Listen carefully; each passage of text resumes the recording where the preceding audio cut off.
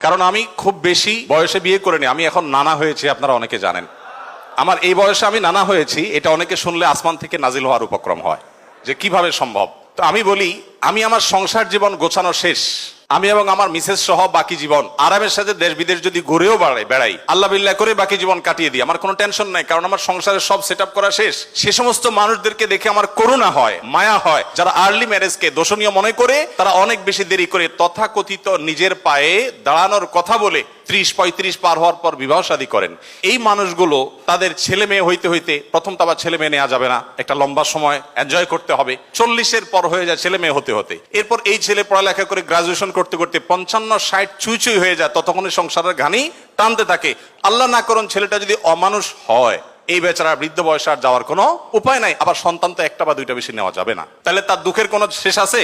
আর আমার সবকিছু কমপ্লিট। এখন ছেলে মেয়ে যদি বেশি বেতাল হয়, বেলাইন হয়, সোজা কানটা মলে দিয়ে দরজা দেখা দিতে কোনো অসুবিধা নাই, কারণ আমার সেকেন্ড থার্ড ফোর্থ অপশন আছে, অনেকগুলো সন্তান আছে। আর দ্বিতীয়ত আমার বয়সে এখনো অনেকখানি বাকি আছে। যাই হোক, আমি সেদিকে যাচ্ছি না। আমি যেটা বলছিলাম সেটা হলো, ছেলেদের এই বেচারাদের যে অসহায়ত্ব, এটার কথা কেউ বলে না। দেখেন, আমিও নারীদের ওয়াজি করে গেলাম, ছেলেদের অসহায়ত্বের কথা একটু বলি। এই বেচারারা যতদিন বাবার সংসারে থাকবে, তোমার ঘানে তুমি টানো, বাবা মা বাধ্য না। মেয়েকে কিন্তু এটা বাবা বা মা বলতে পারেন না। এরপর যখন বিয়ে হবে, বিয়ের সময় ওই যে ছেলেরা চিরকুট নিয়ে আসে, হুজুর একটু বলে দেন আমার আব্বা এখানে আছে।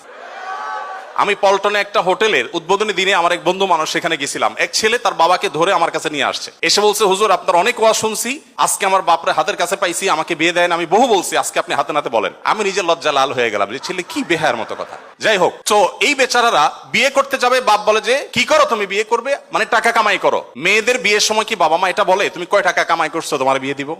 বলার সুযোগই নাই, রাইটই নাই। এরপরে বিয়েটা যখন হয়ে যায়, এই বেচারা এতদিন নিজের পেট পালা লাগতো, এখন বউয়ের পেট পালো, ছেলে মেয়ের পেট পালো, অর্থাৎ তাদের রিজিকের ব্যবস্থা করো, তাদের উপার্জনের দায় দায়িত্ব তার। নিজের বাবা মা যদি বৃদ্ধ হয়ে যান, অসহায় হয়ে যান, তাদের দায়িত্ব তার। বাপের বাড়ি যাওয়ার সময় বাজারটা তার করতে হয়, শ্বশুর বাড়ি যাওয়ার সময় মিষ্টির প্যাকেটটার টাকাও তাকে দিতে হয়।